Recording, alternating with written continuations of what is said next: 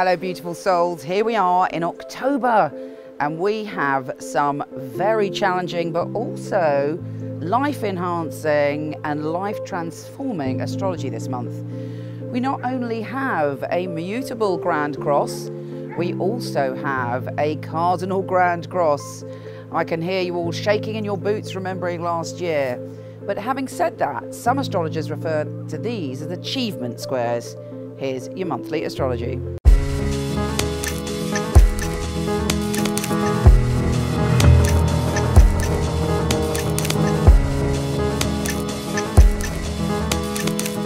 Aries this month may be a little bit challenging at the beginning of the month, but by the end of the month you are flying high.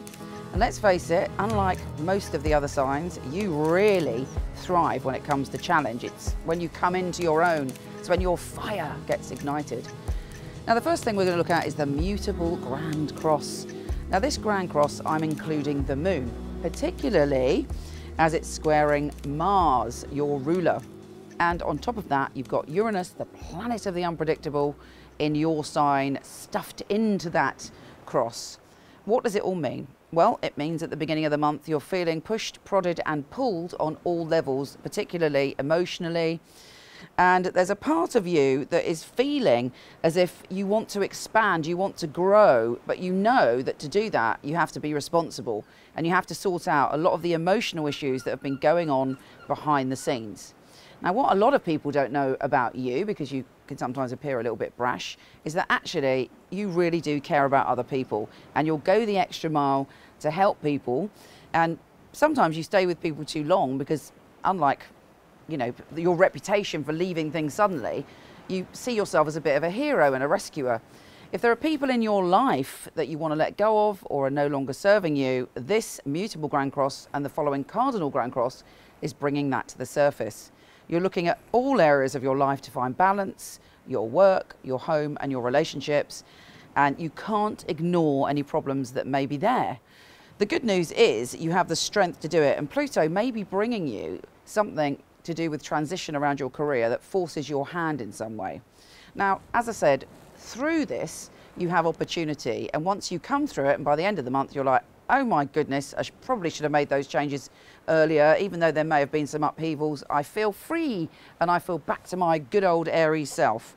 Now Venus is re-entering a position for you, which is making you feel quite analytical when it comes to all your relationships. You want balance, but you might also have the tendency towards feeling a bit critical of yourself and other people when it comes to love. You may not be feeling your usual romantic self.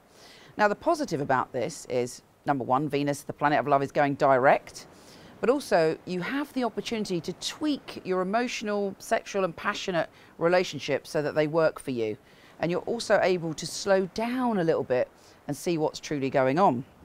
Now we have a new moon on the 13th, and that's very, very handy because it's taking your relationship energy and giving you a brand new cycle. If you're single, it could bring new love, but it also changes the direction of relationships and allows them to start again in some way. But if something's not meant to be, that could get lost in the process. Now, I believe that on a new moon you can make a wish and you can send out your desires to the universe. So really, on the 13th, take advantage of that energy. We have a Mercury and Juno conjunction as well. Now, I talk about Juno quite a lot because I find her wonderful. Venus is the planet of love, but it's kind of romantic love. It's the love that makes you kind of, you know, your heart soar and you can idealize someone when Venus is involved. But Juno is the goddess of kind of commitment and marriage and relationships that are right for us. Now, if you're a typical Aries, you tend not to look at practicalities usually when it comes to love. You leap in and boldly go where angels fear to tread. The whole energy this month is saying to you, let's look at what's good for you when it comes to relationships and what is and isn't working. And through that, you'll have something to build solid foundations. Now, further good news is on the 25th, we have a Venus and Jupiter conjunction. This is a perfect opportunity for you to kind of open up and transform and have the ability through paying careful attention to change things for the better. And it's also saying to you, go on an adventure, but plan it well. The full supermoon is bringing all your emotions to the surface, but you're feeling much more grounded in your emotions and much more hopeful for the future. The whole month is about organising things, creating things that are stable. And no matter what you say to anyone, stability is very important to you. You're the toddler of the universe, and being stable is essential so that you can then be free and you can then go off on your adventures and do what you need to do. This month really, when we end the month with something quite important actually, a Venus, Mars and Jupiter conjunction, all in that position of sorting out the finer details in your life to create something fabulous. So what do you want to create? What do you want to transform? Push yourself through and know that all of this is happening not because the universe wants to give you a hard time, but it's showing you that you're capable of anything. And when you really change small things, that's when great good fortune comes. Take care, and I'll speak to you soon.